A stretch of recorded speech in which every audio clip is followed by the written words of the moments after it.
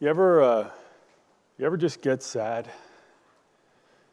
You ever look around in the middle of February and just get sad? And the groundhog sees his, what is it? Sees his shadow or something? I don't know how it works. If he sees his shadow, it's 6 more weeks of winter. And if he doesn't see his shadow, it's 6 more weeks till spring or something like that, which doesn't really make a difference. And I don't really understand the difference between those two things, but you get bad news and you get sad. Sometimes, for no apparent reason, you just get sad. Now, I'm pretty emotionally stable. I don't usually get super happy or super sad. I think my daughter says, I don't want a guy that has the emotional. What's the word you use? I don't know. Maybe he wants a guy that shows more emotion. I don't know. But I don't really get that sad too often. But every once in a while, just like anyone else, I get sad. I'm usually pretty content with things. Consequently, I don't really get super, super happy either. So I'm pretty much like that. Like emotionally, I don't want to use the word dead, but stable is the right word. There's not a lot of ups and there's not a lot of downs. And I feel like I need to be that way. Man, but by the way, are there any other men here who feel that way? Like you need to be emotionally stable. You could get up a little bit and down a little bit, but you can't go. Anyone else feel that way? Maybe a little bit, I don't know. Maybe it's because I've seen some of this stuff and I'm like, I gotta be more stable for my family and for everyone else. Well, it's the year 445 BC. So that's like 2,500 years ago. And Nehemiah is sad. And there's good reason for Nehemiah to be sad, because Jerusalem is in shambles. The Babylonians destroyed it 150 years earlier. The city was destroyed, the temple was destroyed, the people were taken into captivity, and now 150 years later, the city walls are still in disrepair. They're still broken down. Now, some good things have happened, and just to kind of review a couple of those things, some good things have happened in the last little over 100 years. The first thing here is not a good thing, the fall of Jerusalem to Babylon in 586 BC. All these are BC dates. But then in 539, Babylon falls to Persia. The Persians have a whole different policy. For those of you who have been part of some of these studies, you know some of this. The Persians' policy was like they wanted to be considered liberators. And they wanted to be kind of like, we want all the gods to pray for us. So you guys go back and you build your temples to all your various gods. It wasn't like Cyrus was like, hey, listen, it's all about the Lord. Let's just rebuild the temple in Jerusalem and everybody worship the Lord. No, he wanted to worship all of the gods, and he wanted the Lord to pray to his gods, like Marduk and Bel and Nebo, and the Babylonian gods. They were polytheists. They wanted the favor of all the gods. But on the positive, they let the people go back. And people went back in 515 BC, right around March of 515 BC. And that date, some historians have it in different places, some theologians have it in different places. But we're going to say March 515 BC is the date we're using for the completion of the Second Temple. And as we looked in Ezra, at the end of Ezra, we saw some serious religious reforms around 458. But now we're in 445 BC. Nehemiah 1 and Nehemiah 2, 446, 445, whatever. And the city walls are still in disrepair, and Nehemiah is sad. He's sad. You might remember that Nehemiah is serving in the palace in Susa. Anyone remember anything? Anyone remember why there's a winter palace in Susa? Anyone remember why? It's been a couple weeks. It's been 2 weeks. Why there's a winter palace, a winter capital in the city of Susa? Anyone remember where Susa is? It's down close to the Persian Gulf. And winter, like winter in Florida, is hot. I mean summer. Summer, like summer in Florida, is hot. Winter is a lot more, comfortable.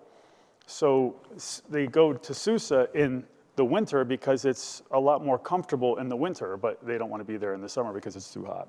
But anyway, Nehemiah is there in Susa, and he's an influential guy, but he's sad because he's heard about the situation in Jerusalem. He's heard that the walls are broken down, and he's heard that the people are vulnerable to attack. And yes, the temple's been rebuilt, but the temple's vulnerable to attack. And he cares about Jerusalem, and so he's sad about it.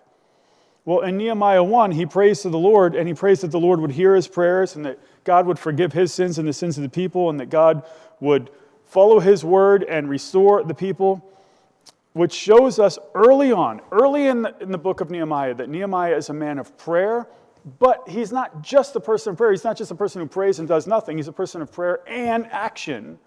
It always drives me crazy when you deal with like someone who claims, just pray about it. Don't do anything, just pray.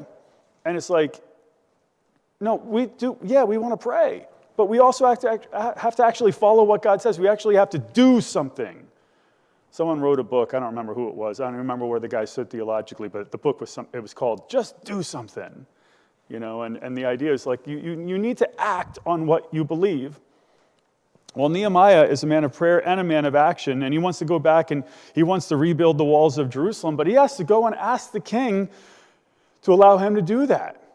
And 20 years earlier, the king had made a decree to stop the walls from being rebuilt. So he's going to be asking this king to go back and reverse a former policy. And so he prays that God's hand would be over the situation. That's Nehemiah 1. Well, 4 months have passed.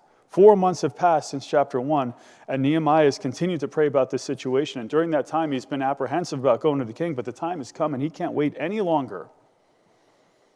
He can't hold back his sadness any longer. And so he goes to the king and makes his request. Nehemiah 2, verse 1.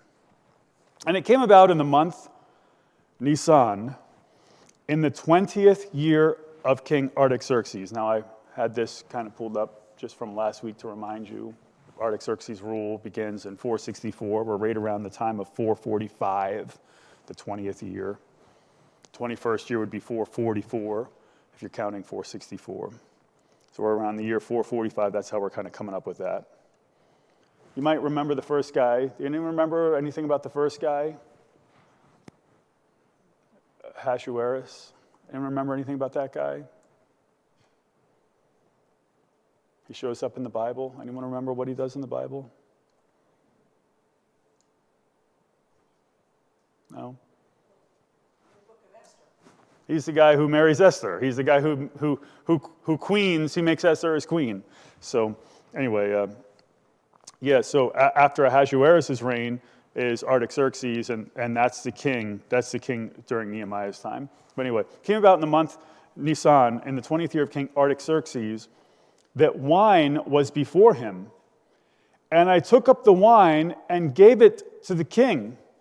Now I had not been sad in his presence. So we're talking chapter 1, we're talking maybe November, December type. Now we're moving forward to about March or April in the 20th year. We see the 20th year of King Artaxerxes, right around the year 445. Does anyone remember what Nehemiah's job is?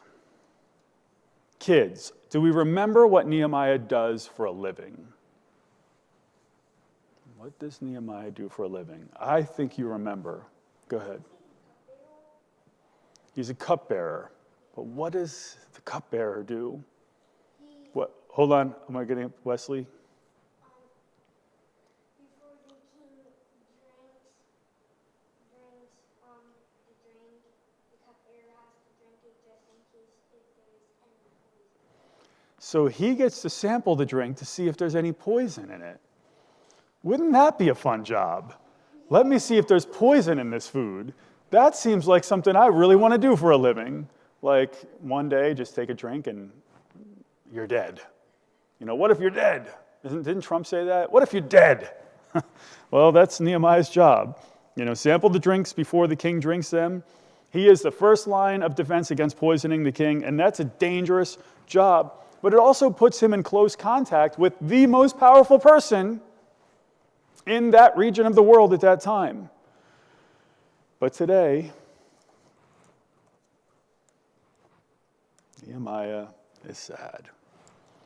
And you don't want to look sad at a banquet in front of the king. Why? I could think of at least two reasons. Why wouldn't you want to look sad in front of the king at a banquet? Anyone can answer this. Brittany? It could offend the king. Why might it offend the king? It could reflect on him being sad about the king or about what he was doing, so he could be offended about that. It's like, man, the king wants positive vibes. He's taking care of his servants. I mean, maybe, right? He's taking care of his servants, and now his servants aren't happy in his kingdom. Like, that's a bad reflection of the king. That could be something. That's one of my reasons I had. Well, if you're his cupbearer and there's something off about it, it might be poison. Yeah, that's the other one I came up with, right? So I'm sure there's other ones we could come up with, but those are the top two in my mind. Like, if you're the guy who's drinking the poison, the potential poison, and now you're sad, it's like, wait a minute here, what's going on with Nehemiah? That could cause some unnecessary anxiety for the king that maybe Nehemiah has taken some drinks already, who knows? He took up the wine and gave it to the king. The king's drinking, and now all of a sudden Nehemiah doesn't look so happy. Maybe he didn't notice it before. Has Nehemiah been poisoned? Have I just drank some poison? Who knows? Who knows? On this day, Nehemiah cannot hold back his sadness, and he's too distraught over the situation in Jerusalem. And the king takes notice in verse 2. So the king said to me, "Why is your face sad, though you are not sick?" So that kind of would suggest the second reason isn't probably the one, but that would be one that could be potential at some point or another. So the king said to me, "Why is your face sad, though you are not sick? This is nothing but sadness of heart." Then I was very much afraid. Well, this isn't a good thing. This is not a good thing. We see that Nehemiah is very much afraid. His sadness perhaps has angered the king in his mind. Or maybe he's afraid because the time has finally come. For the last 4 months, he's been praying about this moment when he's going to make this request, and now he's got to actually make the request. He's about to ask this king to reverse a policy, an old policy that he had 20 years ago, about a city that has been. What has this king been told about Jerusalem? Now, you have to go all the way back to Ezra 4. But we did summarize that a little bit last week. What has this king been told about Jerusalem that resulted in him saying, no, they're not going to rebuild the walls? And that letter back in Ezra 4. Jerusalem is the happiest place on earth. Is that what he was told? What was he told about Jerusalem?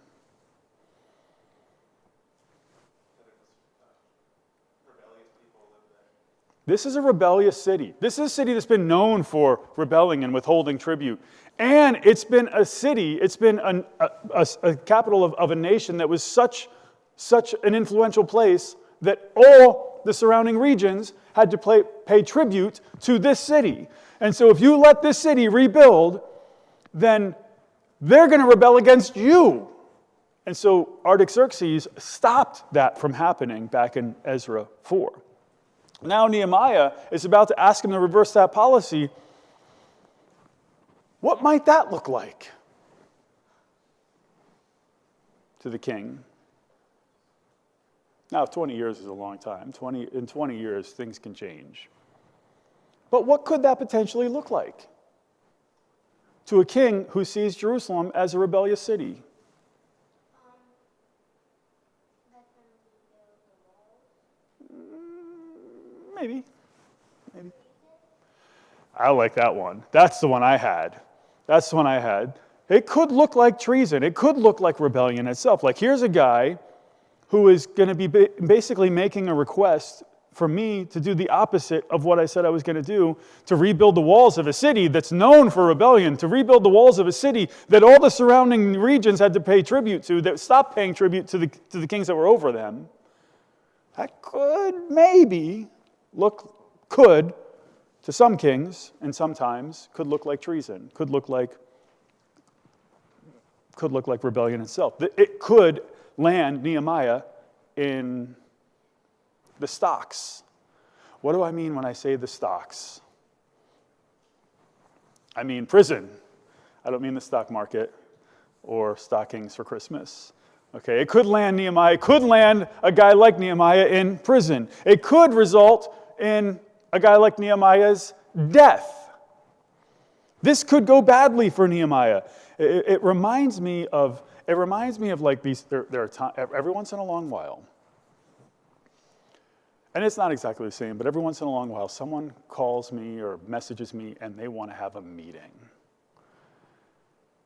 and you just know. You just know. Mr. Metcalf, there have been times we've been asked for meetings and we just said, here we go. Joe, you just know. You just know. You don't even have to, right? Sometimes you just know. And you're like, this is not going to be good. You just know. Multiply that by 1,000. Here you are in front of the king. Here goes nothing. Here goes nothing. Been praying about this for 4 months. This may not go so well.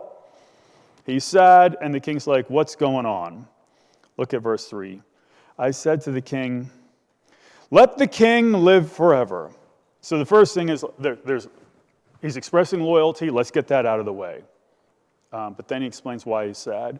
I said to the king, let the king live forever. Why should my face not be sad? When the city, the place of my father's tombs, and tombs were important in the ancient world. To have a proper burial was important in the ancient world. And it's important for a lot of people today, too. Not as important as it was back then. Why should my face not be sad when the city, the place of my father's tombs, lies desolate and its gates have been consumed by fire? So he's explaining why he's sad. His city is desolate. The gates have been consumed by fire. Now, he doesn't name the city yet. And that might just be a move of strategy. That might just be strategery, But he's expressing, hey, this is why I'm sad. And why wouldn't I be? Maybe even saying it in a way that the king can relate. Imagine if your home city were lying dead. Imagine if the tombs of your fathers, right? If the city was destroyed. Well, the king responds by asking Nehemiah, okay, what do you want? Then the king said to me, what would you request? So I prayed to the God of heaven. Notice what Nehemiah does. And as you go through this book, you're going to see this over and over and over again. You're going to see Nehemiah coming up against something, some problem, or in this case, a request, and he prays. Now, I'm not imagining, we have to imagine a little bit if we want to get into a little more detail. I'm not imagining that Nehemiah stops right then and there and faces the city of Jerusalem and prays out loud. I'm not imagining that is what happens. I'm imagining that Nehemiah prays in his mind to the Lord. That's how I'm imagining it. Praying in his heart before he spoke. But he prays and he trusts in the Lord and he makes his request in verse 5. I said to the king, if it please the king, and if your servant has found favor before you, send me to Judah, to the city of my father's tombs, that I may rebuild it. So he wants to go back to Jerusalem and rebuild the city walls. And that really is something like that is a key theme throughout Nehemiah. Like if I'm thinking about Nehemiah, and there's more than this in Nehemiah, but if I have to remember one phrase to think about what Nehemiah is about, if I have to think of one thing to think about what Ezra is about, I'm thinking rebuilding the temple. Same thing goes for Haggai. If I think of one thing that Nehemiah is about, the first thing that comes to my mind is rebuild the city walls. That's the content, the goal to rebuild Jerusalem's walls. Well, anyway, he makes his request. He still hasn't named the city, though I can only imagine that the king I would have to imagine the king has figured it out at this point. But the question remains, what will the king do? What will he do? Now, we readers of the Bible, I think this group of people in general knows what's going to happen. Maybe the first time you read through the Bible, you didn't know what was going to happen. Nehemiah probably didn't know what was going to happen. Otherwise, he probably wouldn't have been afraid earlier in the chapter and for the last 4 months. Well, look what the king does in verse 6. Then the king said to me, the queen sitting beside him, "How long will your journey be, and when will you return?" So it pleased the king to send me, and I gave him a definite time. So the king, this is like the king is saying, yeah, okay, you can go, but how long is it going to be? How long are you going to be gone? And we don't know how long Nehemiah, this question doesn't exactly get answered. We suspect that Nehemiah goes back and forth several times. We know that Nehemiah is back with the king 12 years later at some point or another. But he's willing to send him. It just seems that he's willing to send him for a time. We're seeing time brought up multiple times here. So whatever the case, the king approves Nehemiah's request, allows him to go to Jerusalem and rebuild the city walls. And that, for Nehemiah and for the Jews, is a glorious turn of events because, again, this king had stopped the building of those walls. The king has changed his former decree, and now Nehemiah can get to work. But Nehemiah also knows this is not going to be easy. There's going to be problems along the way. There's going to be opposition against the Jews. There's been opposition against the Jews ever since they came back into the land. There was opposition against the Jews when they were trying to rebuild a second temple. There's certainly going to be opposition. There was opposition 20 years earlier when they were trying to work on the city walls. Certainly, there's going to be opposition against the Jews. And so Nehemiah asks for help from the king in verses 7 and 8. And I said to the king, "If it please the king, let letters be given me for the governors of the provinces beyond the river." And the way I'm reading that is beyond the river Euphrates, which is that whole region of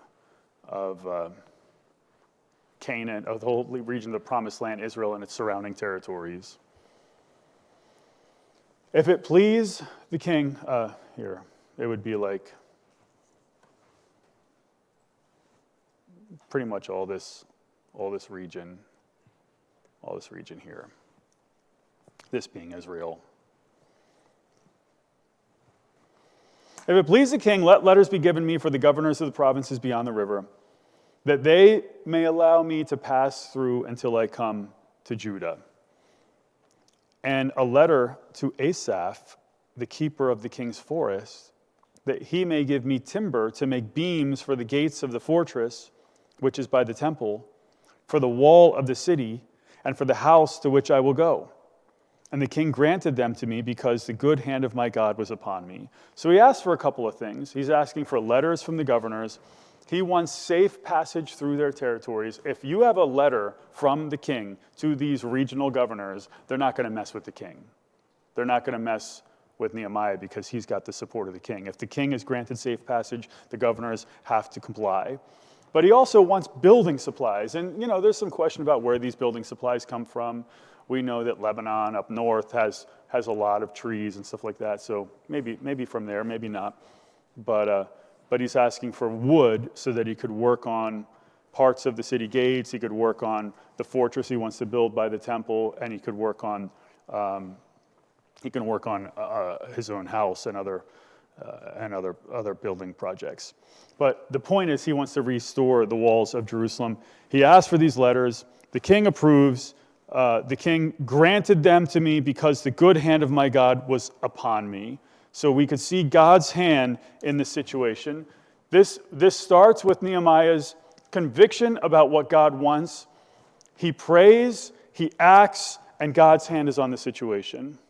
And so Nehemiah sets off for Jerusalem, along with letters and an escort in verse 9.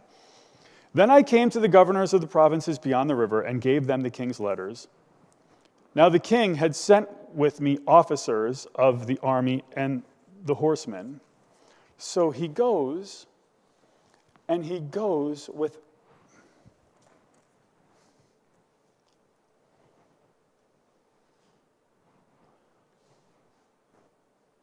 officers and soldiers. Now, what does that make you think of? Does that bring anything else to mind? Another trip to Jerusalem? Does that bring anything to mind?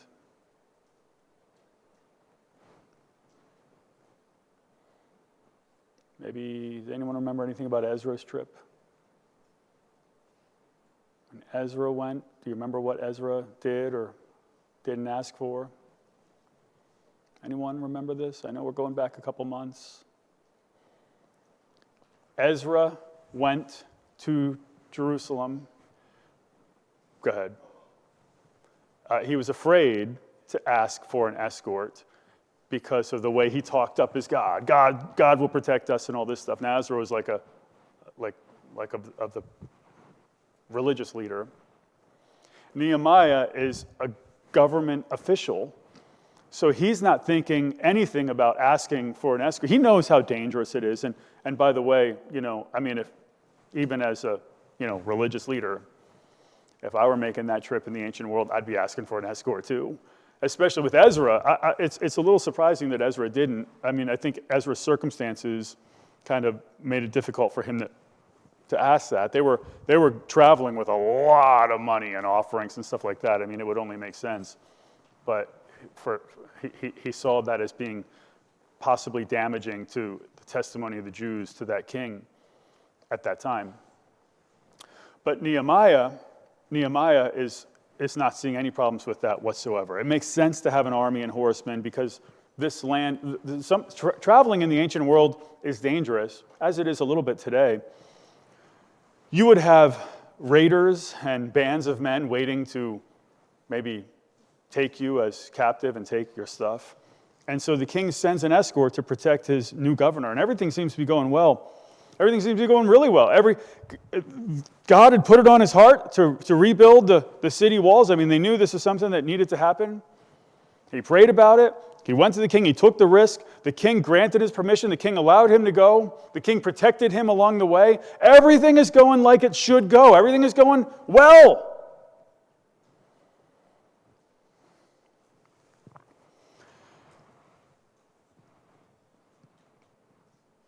But just when everything seems to be going well,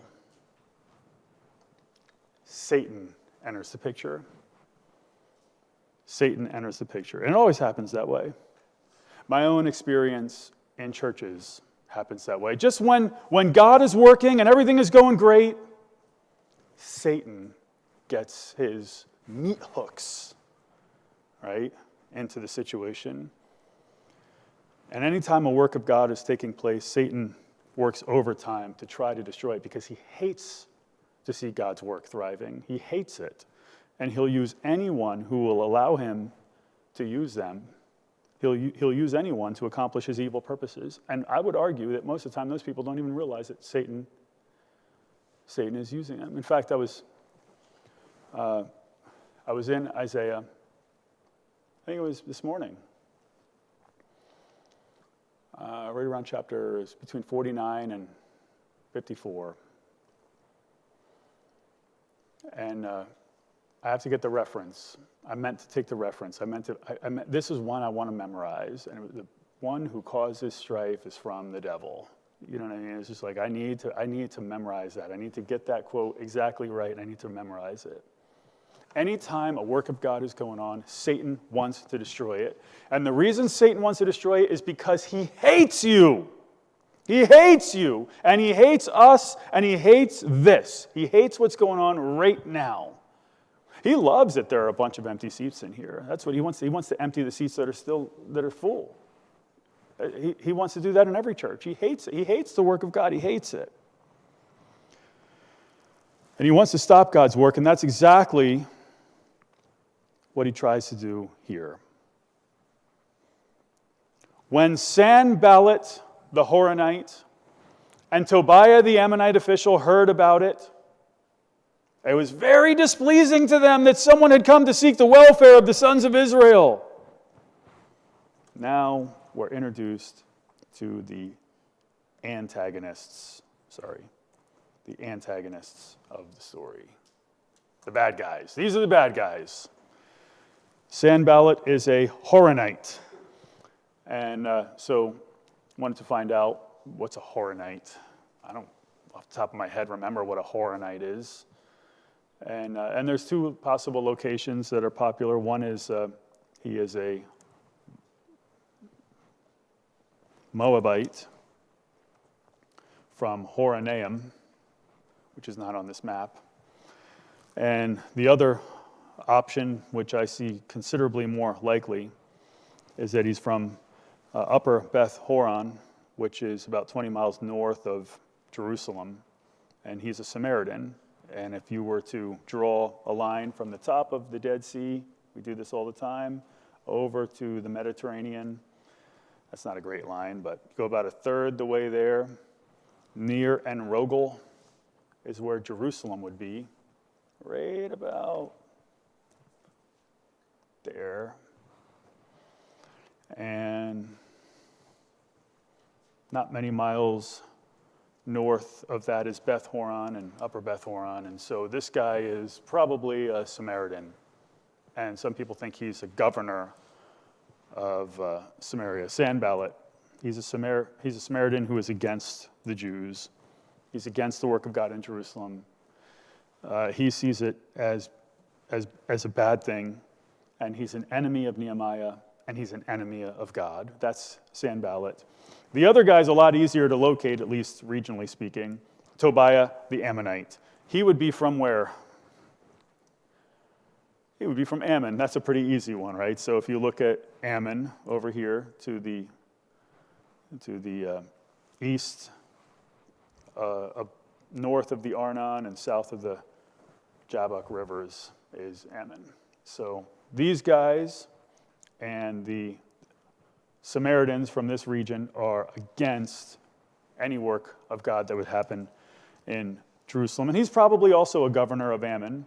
So you have these two guys, these two cronies who are against the work of God. And these two guys throughout this book, they're going to do everything they can to stop the work. They're going to be thorns in Nehemiah's side, and they're unified. They're unified in their opposition to Nehemiah. What is it? And the enemy of my enemy is my friend? I don't know if it's that or if these guys are friends, but whatever the case is, these two guys are going to be constant headaches for Nehemiah and for the work of God. And they'll do everything they can to stop God's work. So we're beginning to get a picture. We're beginning to get a picture of how things are going to unfold. We have Nehemiah, who's a man of God. He's not a religious leader. That doesn't mean that he's not a spiritual person. He's not a religious leader. He actually becomes a political leader.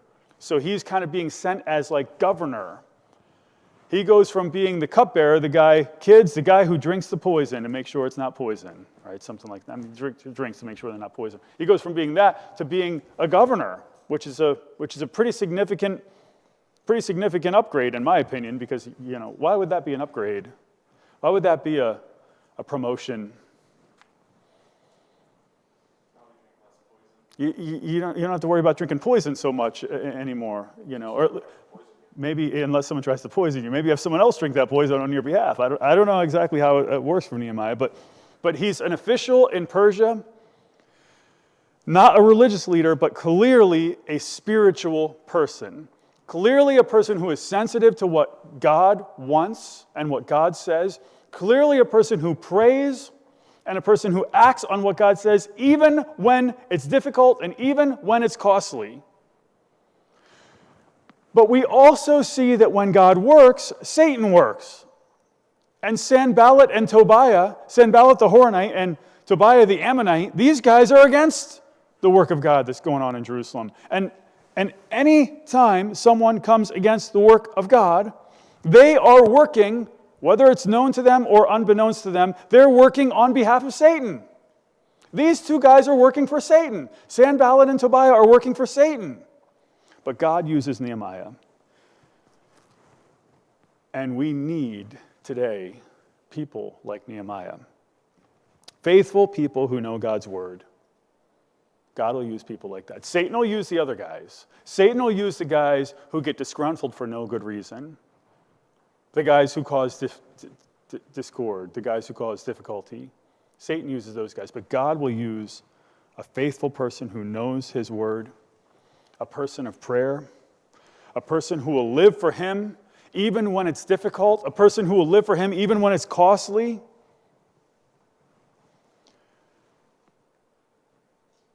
You want to be a person like that. You want to be a faithful person who is a person of prayer, who lives for God, no matter what the results are. But know this, that if you do that, if you live for him and you submit to him and you allow God to use you, Satan will come against you. That will happen. Almost certainly will happen. And so you better be ready. You study the word. You pray the word. You live the word. You submit to the Lord, but be on the lookout for Satan, who will almost definitely bring opposition into your life. He will almost definitely come against you and try to stop what you're doing for God. 373 is the closing hymn. We're going to take our hymnals and turn to 373. If